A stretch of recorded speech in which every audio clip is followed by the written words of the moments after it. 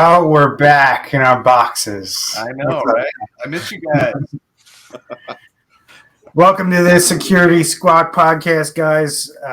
If you weren't with us last week, we were live in Charlotte all together, and now we're all back in our respective offices. Still bringing you the goods, still bringing you the show, still bringing you the latest on cyber attacks. And boy, did we have a hell of a time trying to figure out what the hell we were going to talk about today, because there's really a lot going on out there. Yep, a lot going on. It's not an absence of content; it's too much content. Mm-hmm. Too much content, and just a combination of everything we talk about on the show. Cyber attacks being reported later than normal, and then a combination of some cyber attacks being so out there in the public that they're being reported now, because systems are down, things are not being accessed. So there's a lot. I mean, there's just a lot going on, from ransomware attacks to business email compromise to multi-factor authentication compromises. We're going to get into it today. But before we do, Rye, what's our fee? Or who's doing our fee? Is it Rye? You can do it. I'll do it. Why not? So our fee, we don't have a fee. We just ask that you share this out and try and help out anybody else that you know in the business community that might need this information. One of the biggest battles that we fight is people not knowing what they don't know, and so spreading this information and letting people, giving people the gift of understanding of cybersecurity to help protect their business, because you never want to find out about this the hard way. I had somebody tell me this week that they didn't need our services, and I was just like, oh my God. It was between that reaction and laughing in their face.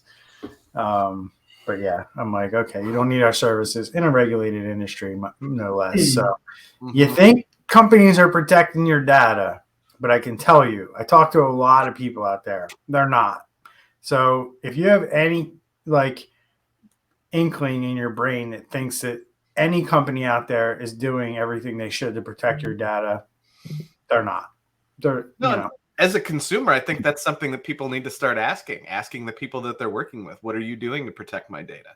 Yeah, I think that's really important, because just right think now, about it. Most of them have an answer for that question. I mean, quite frankly, Americans, as Americans in that respect with consumers, I think GDPR is coming around to being a decade now.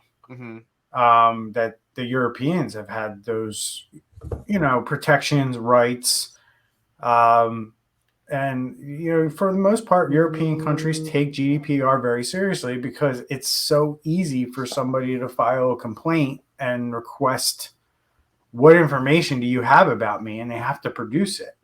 And then what are you doing to protect that information? There's no requirement like that in the United States. Just thinking about, if companies had to do that, that would require you to hire somebody in a compliance department for a GDP or similarly named law in the United States. It's easier for them to pay lobbyists to not get those laws on the books. 100%. 100%. I mean, that was my point.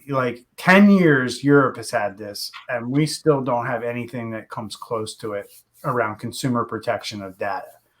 And that's why I thought it was funny too. When we were in Charlotte and we were watching Chris Krebs talk, anytime something about government regulation came up, he kind of leaned back and laughed. It's not going to happen, and if anything does happen, as we've seen, it's not in any kind of meaningful way. It's basically just some words on paper that don't mean anything. Right, and he rightfully pointed out, the cybersecurity community, cyber defenders, people that show up to DEF CON and Black Hat and all the events that we go to, we don't have the perspective that these big companies that don't want this stuff are pouring millions and millions and millions of dollars into setting up relationships with lawmakers to make sure it doesn't happen. And we as cybersecurity professionals need to understand that, and we need to do the same thing. And I'm not saying that you have to go collect a bunch of money and go, divvy out campaign donations to your elected officials, but offer your expertise to these lawmakers who don't understand this, just like business people. Like when we talk to business people, they don't understand this, and we know that, but the lawmakers don't understand it. So that's part of the apprehension. It's not just because some, firm is giving them money to not move forward with things. They don't understand it, so they're apprehensive to move forward with it. And guys like the four of us and other, people out there who are really smart around this stuff, one of the things, I mean, I said it when I was in Charlotte with you guys, like, I don't live too far from Washington, D.C. It doesn't, it wouldn't take much for me to drive down there one day and try to set up meetings with people in Washington to offer, an explanation to them if they have questions about certain things and what's being proposed or how they should tackle this problem. Yep, agreed. So, Randy, this is wild, man. I just want to get into this Twilio thing, and I know you want to talk about this because it's a big deal. We've always said that an attack on any kind of two-factor application that was kind of involved in this as well is a big deal. But there's more and more that's coming out about this kind of, we'll call it the Twilio attack. It's kind of more than that. Just that Twilio just happened to be one of the first companies affected by it. But now we have over 130 companies that were tangled in this sprawling phishing campaign that spoofed multi-factor authentication system. What happened here? All right. So this is turning out to be quite a large campaign as we learn more and more. Very successful campaign. And it appears that there's been basically a multi-stage, multi-phased account. So it looks like somehow they were able to get phone numbers from phone companies, telecommunications companies of targeted individuals. And then once they were able to get those phone numbers, then they sent out phishing texts, if you will. The cool kids call those smishing. I can't even say it, but basically a phishing text where they sent a link to all these phone numbers that they already had. And this link basically went to a fake Okta credential webpage. And then they were able to get their multi-factor codes from there. They were able to get different things from that. And with that information, so far we know of over 9,000 accounts that were hacked at least 141 businesses. So I think the whole name of this campaign, Oktapus, it's play on words because they were going after Okta stuff. But the whole, the idea of an octopus having tentacles that are all over everywhere. This thing's turning out to be really huge, man. And it just underlines the importance of training people, because we're talking companies like Twilio, which Twilio has Authy. They ended up getting into like 93 accounts out of 75 million. So that's not the end of the world there, but that's another multi-factor, like Okta's one, Authy's one. They got into Cloudflare and also possibly Doordash, which we're going to talk about in a minute, but it just underscores the importance of training people. And, a lot of times mobile gets ignored, but if they can get a hold of text and do links like this, you never know what people are going to do. So, yeah, they're basically attacking the central piece of a lot of people's MFA. If you're not using, and I guess a lot of people's cybersecurity. Yeah, a lot of times that's all they have or they're concerned about, right? Exactly. So I mean, in a way, it's a really smart way of approaching it from their perspective. But it also, to me, goes to the fact that I think, and we've talked about it before, people put a little bit too much stock in MFA as a sole means of cybersecurity, and that's not just how because they have it. It's like I don't know. It's a good piece to have. I don't want to discourage anybody from having it. This is a very basic, it's necessary. But where I was going was like, I guess the best analogy I can come up with quickly is like a life vest on a boat, right? Mm-hmm. you can have a life vest on a boat, but if you don't put it on, if you don't use it properly, which is kind of where we're at now with MFA, you can have MFA turned on, active, get the code sent to your phone. But if you don't know how to properly handle that, the chances of it protecting you go down, right? So if you don't know how to use a life vest or put on a life vest, or you don't have it on when the boat starts sinking and you can't get to it, it's no different. So what companies are starting to realize, and this is the cat and mouse game that we play in cybersecurity, cyber criminals looking at human behavior and saying, okay, how are they doing things today?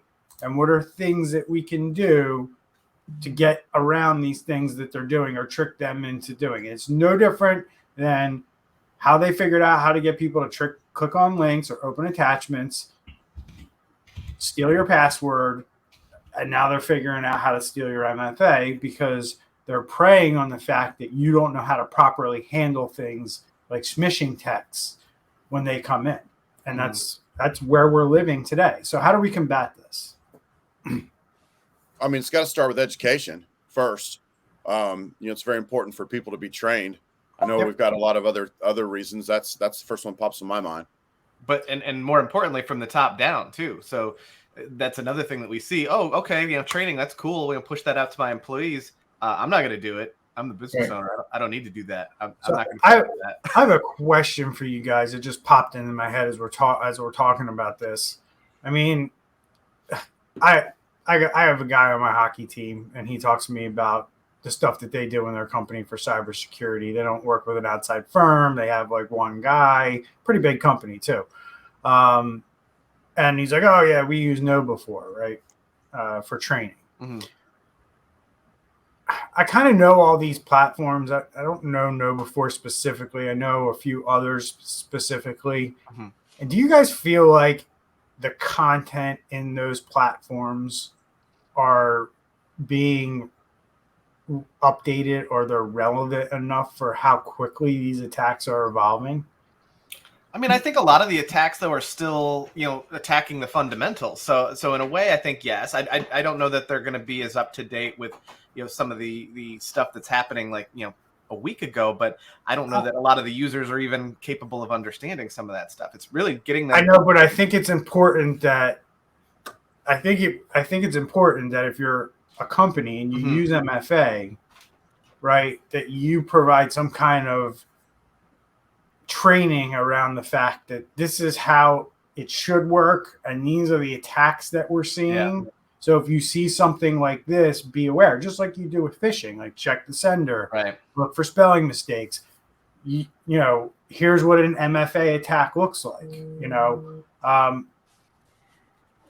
I guess that's my question. Do these platforms like KnowBe4, and I don't know what else is out there off the top of my head, ID Agent, and Secure Now, are they producing their content and keeping it up enough and getting it to the end users in a timely manner where that's effective? Or does there need to be something else, I guess is my question. Like maybe you can use those platforms and that'll get you the foundational stuff, as you mentioned. But when things break like this, should MSPs, MSSPs, IT departments be conducting webinars or pushing out videos that kind of, give you that? I think that. Yeah. Because what I've seen is a few things. The videos are usually really cheesy because they want to try to make it funny, but it's not funny. Kind of like those dad jokes like we talked about one time. Another thing is when the employer is giving it to the staff, they're just saying, hey, we need this done by Friday. And then exactly. And then all they do is everybody's got two screens now. So one screen, you got it just playing in the background, and the other one, you're just doing the emails and you're not really listening. So I think that human training is the best thing that you could do, where when you have your department meetings once a month or whatever it is, sit everybody in the table, make sure the cell phones are put away, and listen to the speaker and let him talk about those core things that needs to be talked about. Businesses should just share our podcast with all their employees, and that would solve the problem. But I think it's important too that the ownership and leadership of these companies enforce it. I mean, I've got one company in particular that the ownership has bought in, and they really push and make sure that people go through the training and take it on a monthly basis. And I've had conversations with some of the people over there, like, yeah, it's usually kind of boring to watch, but at the same time, like, it puts this muscle memory in the back of my brain where when I look at an email, I instantly spot some of the things that are talked about in this training. So just it doesn't even have to be like in your face, but it really gets into their heads and tells them what to look for. And so this Oktapus campaign that they're calling it, and I mean, we can talk about the number of organizations that it has impacted. One of them, that's going to be well known to most people is Doordash, and they were basically a victim of this. So, Randy, what happened with Doordash? I don't think we talked about that too much, did we? No, we really didn't get into Doordash. Basically, so they've been breached before. They were breached here recently. It looks like they were able to get into some internal tools, which, it's in quotes in this article that we looked at. That's probably the most disconcerting thing in this whole article, because those internal tools give the employees of Doordash access, basically God mode access, depending on the tool, into employee data, customer data. And so basically employees and customers had contact information exposed, partial credit card information exposed, and things like that. It's not good, especially for Doordash, because like I said, this is the second time they've been hit in like 3 years. So I guess the first thing I want to kind of ask is, we're talking about a big attack, or this is considered a big attack, right? But nobody's gotten ransomware from it. I guess let's give people an insight and open up the window on what they're doing with this breach and what they're after, and then when they get it, what they can do with that data, so to speak, without giving away too much of the conversation. I mean, they're after the money. Well, they're after the money, but what can they do with the data, right? Because there's no. I guess what I'm saying is this isn't like a one-to-one transaction. This is a long-term play here, and that's where I think people are going to have a really hard time understanding what we're about to talk about, because of the way that we live our lives today, with just everything just being instant, right? People have a really hard time, in my opinion, looking at things from a long-term perspective. And usually those are the most damaging things. It's, ransomware is a very in-your-face, quick thing. Boom, you're in the middle of it. Pay me money. You're not seeing that here with this attack. You're just seeing them get in, look for data, take the data. What are they going to do with that data? They're going to use it to build profiles, and they're going to use it to do targeted campaigns. So if like in this case, they got contact information, last 4 digits of credit card. So they got orders. They got your address. They know where your orders went. Exactly. Craft an email that says, hey, this thing that happened, last week, we accidentally charged you $25 too much. Please enter your credit card information again to verify it's you, and we'll refund you. Boom. Mm-hmm. They just made like $80 million. I can send a text message to you saying, hey, it's Mamma Mia's restaurant. You ordered from us last week. Here's a 10% off coupon. Boom, link. Boom. Mm-hmm. Now I'm in your phone. All of this is like breadcrumbs that they can use to the next attack, right? So 100%. So they got the phone numbers from telecommunications. They got into Twilio. They started hitting MFA. But like at some point, they were able to get what the MFA screenshots look like for these individual companies. So they were getting into the email at some point, just sitting there waiting to see what these screenshots look like, so that they could reproduce them and move forward and get the next layer of data. Right. And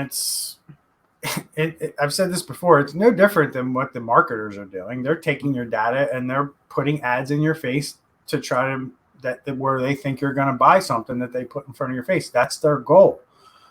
The goal of the cyber criminals is to get enough information about you so they can craft some kind of message, whether it be email, whether it be creating a website or a text message link, to get you to click on it. And this is all information that they're going to use in the future to get you or your company to do something. And it could be, changing your bank account number to wire money somewhere else, when you're buying a house, when you're doing a major transaction, your payroll. That's all these things that we're seeing out there where all this information is being collected and used, and somebody's going to go, well, we have enough information on this subset where we can start running this campaign and try to, get a bunch of companies' employees to change their payroll account to our account. It's interesting though to make that comparison, because now we're saying, I just had a conversation with somebody yesterday who had gotten a bunch of emails from a company saying, hey, your subscription's set to renew, which is, an email scam that's going around right now. Well, in this case, it turned out to be legit, but she thought it was a scam because there's so many of those going out there now. So you don't even know what's real and what's not anymore. Yeah. So the good answer to that is so I received one of those yesterday from one of my vendors. And so, which they actually, when anyway, I'm just going to say it made me suspicious.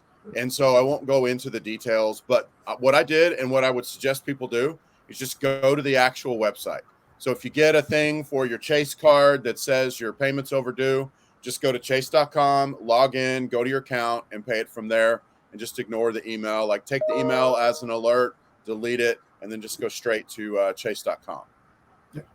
And also make sure you look at the URL. So don't click on the URL that's in the email and assume that that's the website either. Go to the website manually. What was that? Yeah. What was that, Andre?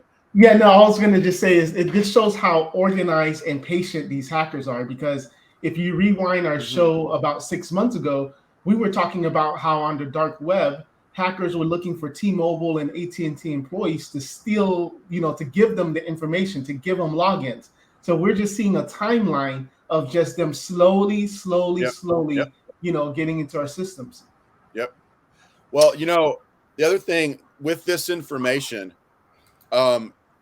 saw recently with a company that we've recently started dealing with, that when we initiated a protocol in their tenant, they received an email 6 hours later that was geared towards that. Made me suspect that somebody bad was in there. But bottom line is, every little bit of information that they can get, they're going to turn around and try to use it against you, is the bottom line. And the more they can get, the more targeted they can be, and the more likely you are to click on it, is the bottom line.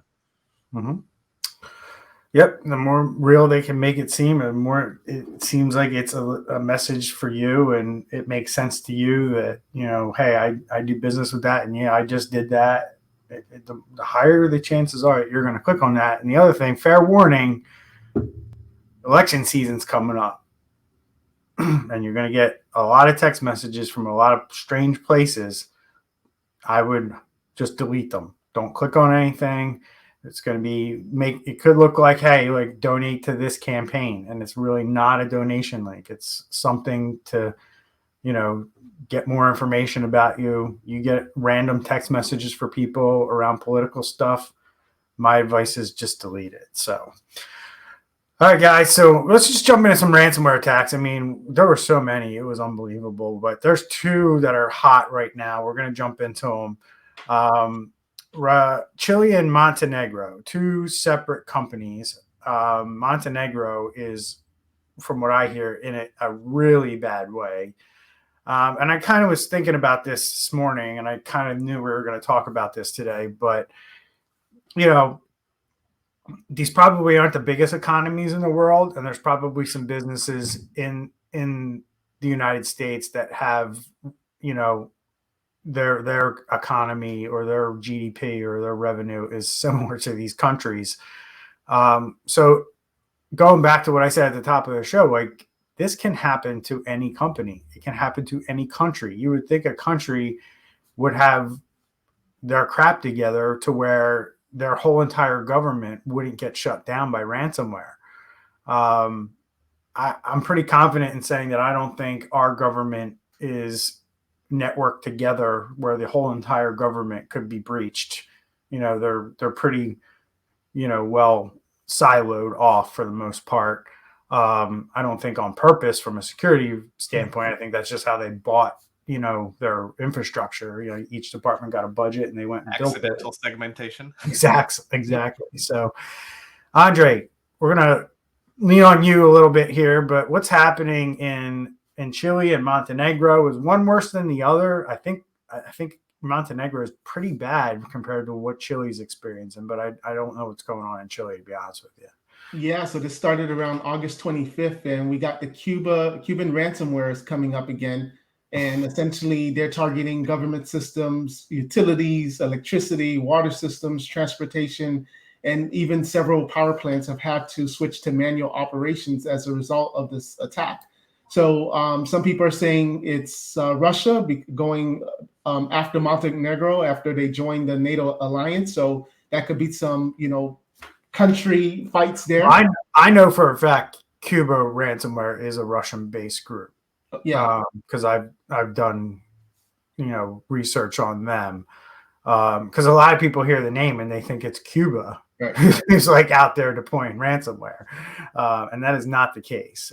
It's just the name of the group.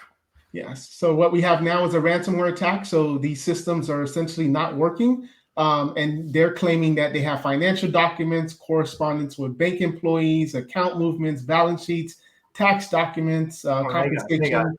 They gotta have everything. Yeah.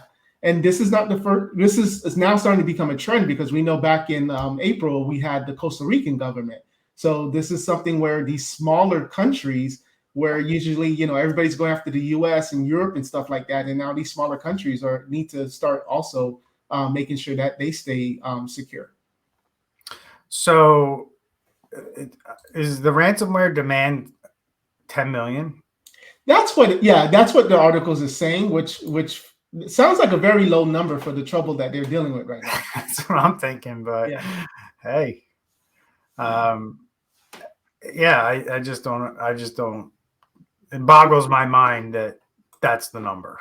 We've also seen those two-pronged ransoms, though. It's like you pay the first payment, they're like, oh, you paid that one real easily, so here's the real bill. Then they give you another number. That is true. That is very true. And I would imagine that at this point, with the way that it sounds like their infrastructure was constructed, they probably have 100 backdoors already planted. So unless they're planning on, redoing everything, they're going to get back in and they're going to get hit for more money. Yeah. So I wouldn't be surprised these computers are running, Windows 7 still and things that's like just that. the first course, the 10 million. So this ransomware amounts very similar to the amount that they asked from Costa Rica. I think Costa Rica either started at 20 and they cut it back to 10, or they started at 10 and upped it to 20, but it's that same ballpark. And it is surprising that an entire country would just be, $10 million, for an entire country's systems is crazy. Yeah, it's wild. So, you guys got anything else you want to talk about on this one? Because I'll jump into this Baker&Taylor. I did want to throw in one little piece of info here is that these small governments especially are on a vulnerable footing because they probably have some systems that are either they wrote themselves or that are specific for government where, if you have like a lot of businesses in the USA, they're going to have, like 365 data, and then they're going to have like some web-based services that they use. And you don't want your QuickBooks to get hacked, but they would have to hack QuickBooks for this to happen. And in the case of these governments, we're talking about they probably have literal systems that either they have written themselves or they've bought, to do their driver's licenses and things like that. That just makes this an even bigger nightmare because they're going to need experts to come in, probably specialized experts probably to come in and be able to get restored. This, as soon as I read this, I'm like, wow, these guys are going to be down a long time, most likely. and they're probably going to have to just convert to pen and paper for a while or something. This is just scary. Mm-hmm. Yep. So another ransomware attack is the United States' largest supplier of both physical and digital books to public libraries was hit with ransomware. So if you like to go to the library and you like to get books, you're probably going to hear supply chain issues and have to wait for books longer than normal as a result of this. But their team says they're working around the clock to return to normal operations. And, it says their priority has been remediating our systems and ensuring they are sanitized. They posted this on their website.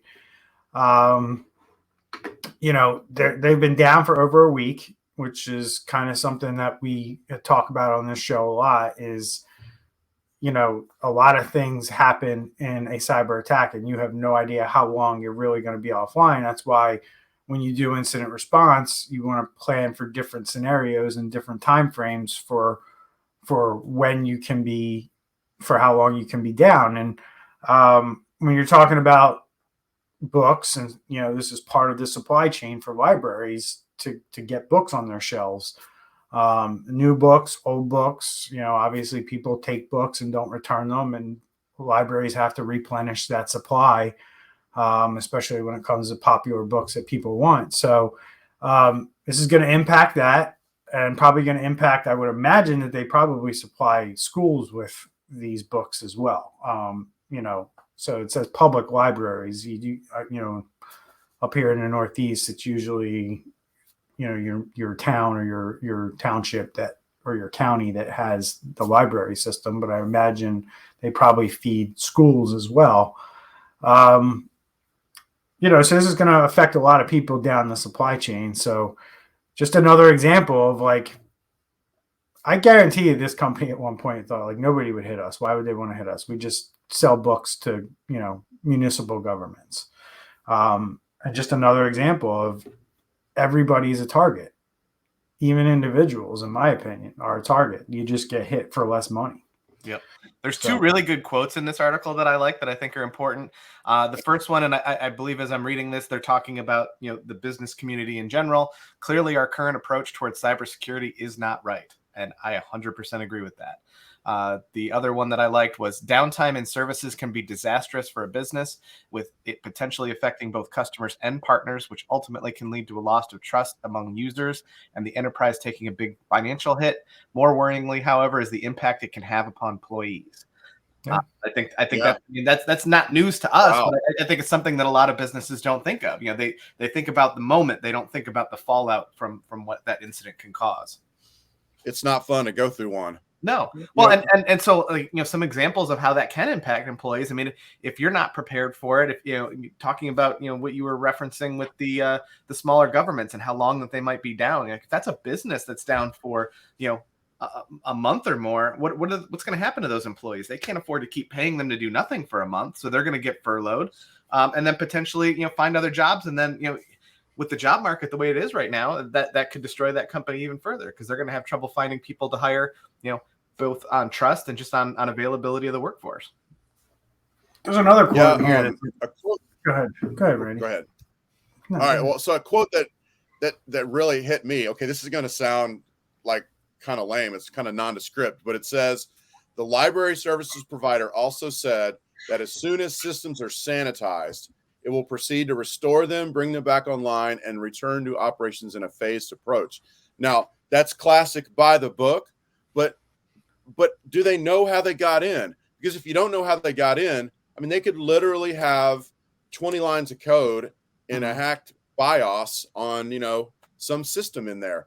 And hopefully by the word sanitized, they mean we're bringing new systems in. Yeah, I don't know, man. I'm like, I hope it's that easy for them. No, I think that's a really good point, though, that people need to realize. It's not something where, if you have an incident like this as a small or medium-sized business, that you can just bring in any IT Joe to come in and clean this up. You have to be using people who are trained on what to do here. Otherwise, you're just setting yourself up. That's why we see so many that get hit once and then they get hit 2 and 3 times after that. Yep, I've seen that before where they get hit and then they just like a off the shelf product like Malwarebytes, and it cleans something and then like, yep, everything's good. Okay, good. I didn't have to pay this guy $5,000 for a risk assessment or something like that. Meanwhile, the hacker's sitting there laughing. Okay, I'm just going to keep reading your email until you have another financial transaction come up. We'll send that to our account. It's the famous Jack Daniels story. The company he's got a back.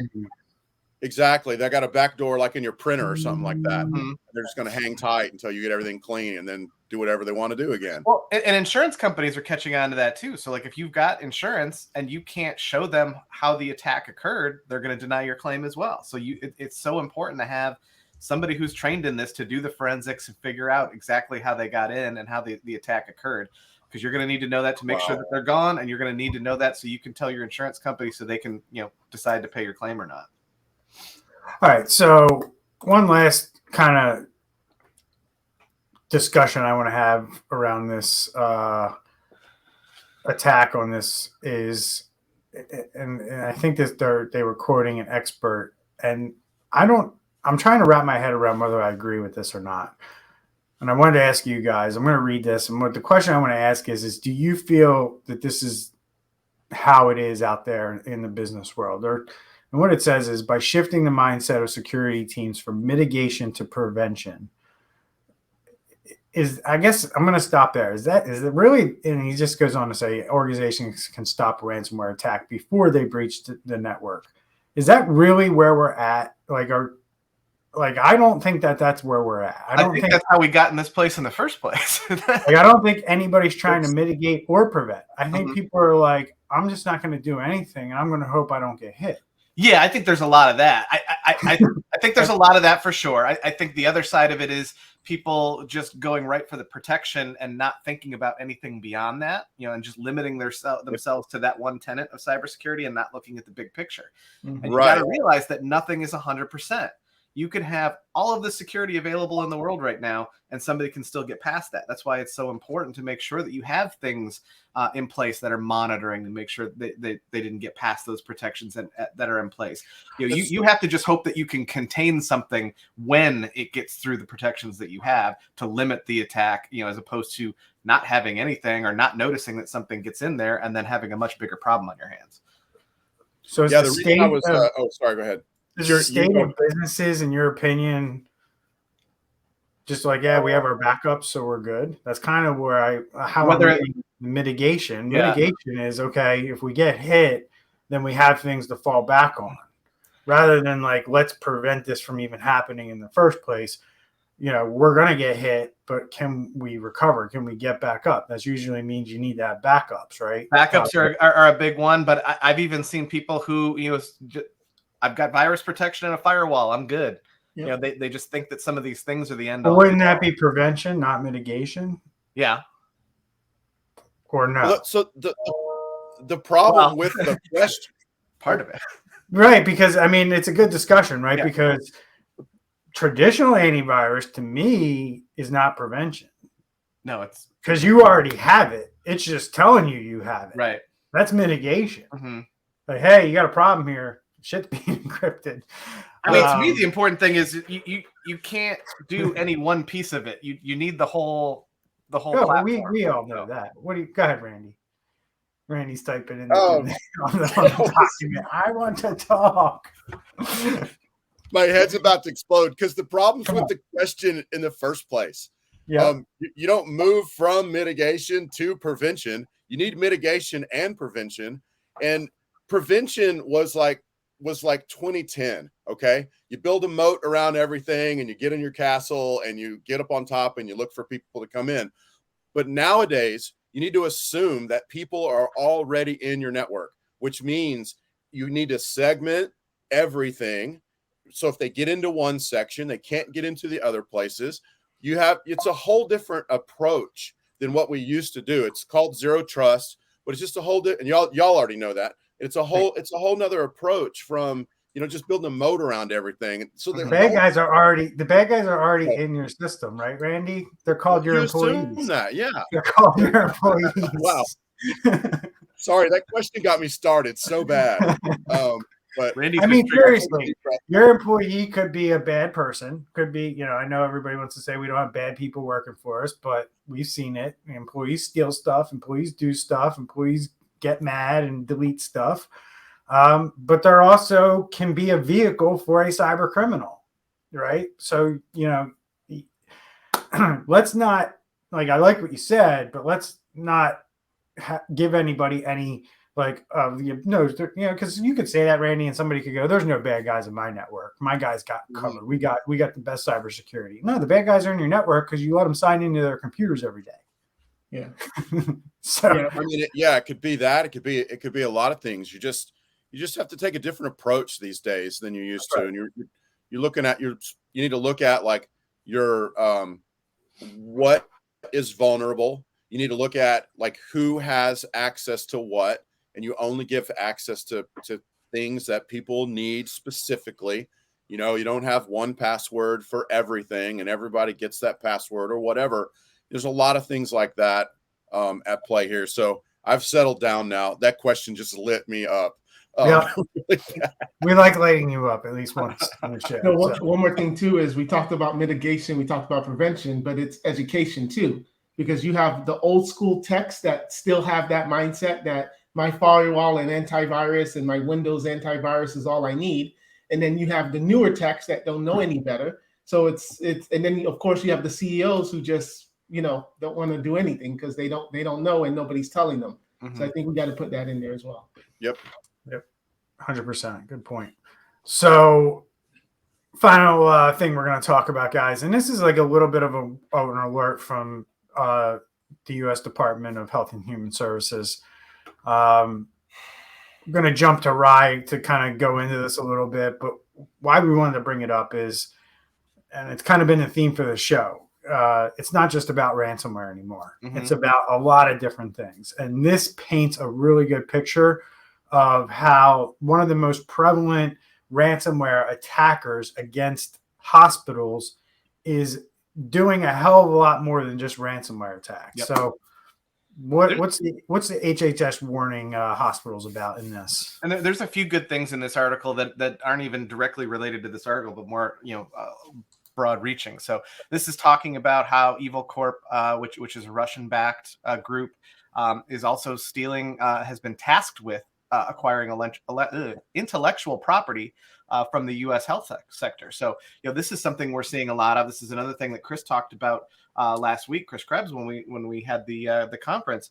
A lot of the nation state attackers are not just out to get, the typical cut and dry money, ransomware, BECs.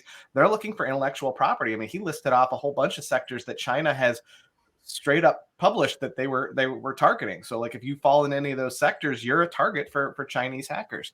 So looking for this intellectual property is a big thing. And as we've seen, the health sector is extremely vulnerable to this type of thing. A lot of the equipment that they still use, basically it's medical equipment that has a computer built into it. So, it's not just as easy as upgrading the operating system. So they have to replace all of that equipment. So you consequently see a lot of aging equipment that is susceptible to attack in these things. Another thing within the health sector that we talked about earlier was training. A lot of people in the health sector are some of the worst trained on cybersecurity and what they need to do and things like that. So that makes them also a valuable target. Let's see. They've been exceptionally aggressive and capable in their tactics to include ransomware, but that the healthcare is among and among its targets or a sector's operation or likelihood to pay some form of ransom. So they're also a juicy target. So, this is going back to ransomware a little bit, but, they're susceptible to paying, which, the more that they keep paying, the more that they're staying on that target list. I was talking to somebody 2 weeks ago who was in healthcare, and obviously they knew what we, I told him we're a cybersecurity company, and he just went off, like, just having to lock his computer when he leaves the room is like, and like the timeouts and having to log back in, just like that's the stuff that these people are complaining about, which just gives you an idea into the window of this guy's understanding of why that is important and why, and again, it goes back to what I said at the top of the show. If you think companies really care about protecting your data, you're severely mistaken. Like, and that's kind of what we're seeing here. But what the article also points out is how much support groups like Evil Corp, which is a private group, get from probably the most well-funded criminal organizations in the world. And when I say that, I mean, criminal organizations in the traditional sense, mafia type, organizations, getting financial support from them to do these online and digital crimes. And then they also have access to tools that typically we only see like the Russian government having access to and using. So, it brings up a lot of questions in my mind. First off is, we know insurance companies like to put clauses in that say like, hey, if this becomes a state-sponsored activity or an act of war, we're not paying, right? And that immediately absolves them from needing to pay anything. And hospitals have a major risk there if they think that cyber insurance is part of their plan for how they're going to recover. And that needs to be something that they're talking about. Like, what if war breaks out, right? Or what if things escalate in Ukraine to the point where, these things are considered an act of war and not, your normal ransomware attack. So and that's why, Chris Krebs last week kind of mentioned that he's very intrigued by geopolitics, because geopolitics is becoming ever increasingly playing more of a role in what is going down with cyber attacks, every single day. I've told you guys, and I've said on the show, and I've said it before, I study geopolitics simply because I see so many correlations with cyber criminals' behavior and what, the goals of certain geopolitical countries and what their goals are. So it's very interesting to me, but, to have that well-rounded understanding of where this is all going, really understanding what's going on from a geopolitical standpoint, I think is critical for cyber defenders. What are you typing there, Randy? It's probably reminding you we only got a couple minutes left. We got some hard stops here. Yeah, buddy. So we got about 3 minutes left, guys. So let's wrap it up. Let's talk about whatever we want to talk about. No, I just wanted to share my experience. I had some dental work in the last week. And this is a well-known Florida and Georgia, probably the biggest franchise in Florida and Georgia. By the way, the doctor I was talking to 2 weeks ago, he was a dentist too. Okay, yeah. And this is one of the biggest franchise dental offices. And as I was walking through, I always look to see what access points they're using, their computers and things like that. And as I walked through each office, the screen was on. There was no lock on the screens. And as I was in the chair for a good 20 minutes, I kept on looking back, no lockouts. I could have took my flash drive, stuck something in, rummage through the files or whatever like that. So even something like that, that's supposed to be organized because you're following the franchise model. You're using everything corporate, and they didn't even have it right. Well, I'll take it a step further. If it's a HIPAA violation, if those computers aren't locking after 5 minutes of inactivity. So, and it was the same like the doctor and the dental assistants using the same profile, going in and out. Just dude. Yeah, but I think some of that is that they don't care as much about that. I think some of it is also just education. They don't realize the reasons for that. They're focused on the immediate inconvenience to them as opposed to understanding why those things are in place. I think that's something that we in this world can do a better job of trying to push and train on them, but at the same time they have to be receptive to it. Yeah, that's an industry that's been very reticent to move forward with HIPAA and other things like that. It's a little disturbing. Yep. All right, so we're heading into Labor Day weekend. There will be cyber attacks. Man, you just ruined it for me. Now I got to be on. Yeah, there will be cyber attacks. We won't hear about them until November. Yep. And that's the world we live in today. The lawyers have taken over. They know how to muzzle people really quickly in these things, which, whatever you believe, some people think that should not be the case because people need to know when criminal activity is happening so they can. And you look at it from the Twilio standpoint, right? And you see how many companies got whacked very quickly, right? That's where keeping things hush hush and not releasing information for a long period of time is counterproductive to what we're trying to do. Mm-hmm. I'm not saying there's a perfect answer, but there has to be a balance, and waiting 2-3 months or waiting until you have to file your SEC filing to disclose a cyber attack. I think we can do better. That's all. Mm-hmm. So for sure. Have a good Labor Day, everybody. We'll see you next week. Share our show. Take care. Have a good weekend. Have a great weekend.